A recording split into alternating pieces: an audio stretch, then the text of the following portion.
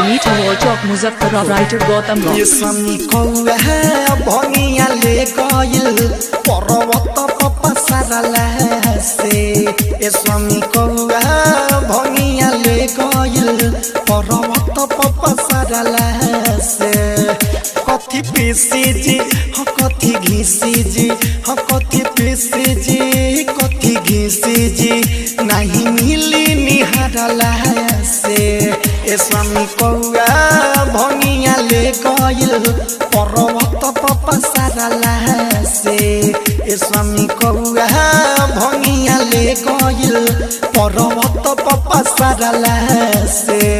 तो कथी घिसी जी हो कथी पीसी जी हो कथी घिसी जी कथी पीसी जी नहीं मिली निहारला से।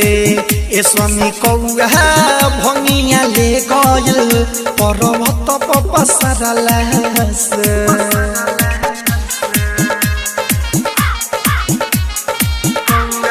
Number 1 Mahakal DJ Ankush Raj committee hall चौक मुजफ्फरपुर।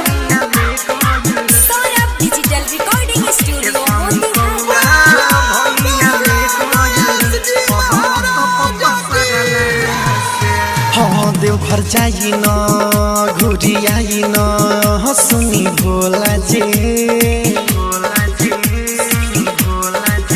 भांग के पाता न लौका त कहाँ बझोला जी। हाँ ढाबुर कमरिया सब भंगिया लेके आवत होई लेके आवत होई लेके आवत होई।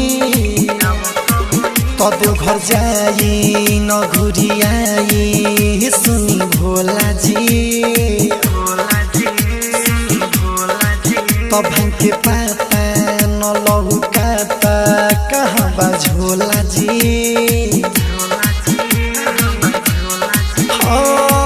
ढाबुर कमरिया सब भंगिया लेके आवत होई लेके आवत होई लेके आवत होई। एही जानो मिली उहाँ जाके पिली गिराई न झगड़ला से। ए स्वामी कौआ भंगिया ले गइल पर्वत पपसरला से। ए स्वामी कौआ भंगिया ले गइल पर्वत पपसरला से। नंबर 1 महाकाल डीजे अंकुश राज।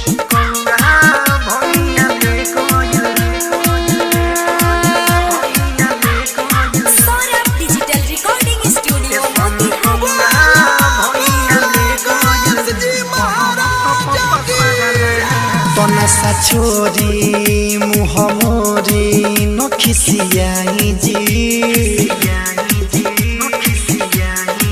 तो हलियाई रौआ खाई मेवा मलाई जी। हाँ संजय सारा बीबा भेजले असो सावन में असो सावन में असो सावन में। नशा छोरी मुँह मोरी न खिसियाई जी। मोबाइल नंबर 7033 हलियाई रौआ खाई मेवा मलाई जी। संजय सारा बीबा भेजले असो सावन में असो सावन में असो सावन में। सौरभ ये सौरिया रतन रतन से रहेगा जाके मारला से। ए स्वामी कौआ भंगिया ले गइल पर्वत पपसरला से।